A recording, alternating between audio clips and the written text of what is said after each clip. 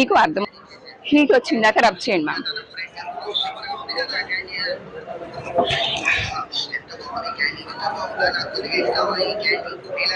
ఇప్పుడు కొంచెం ఇలా పెట్టుకొని బ్రీతింగ్ తీసుకోండి స్లోగా.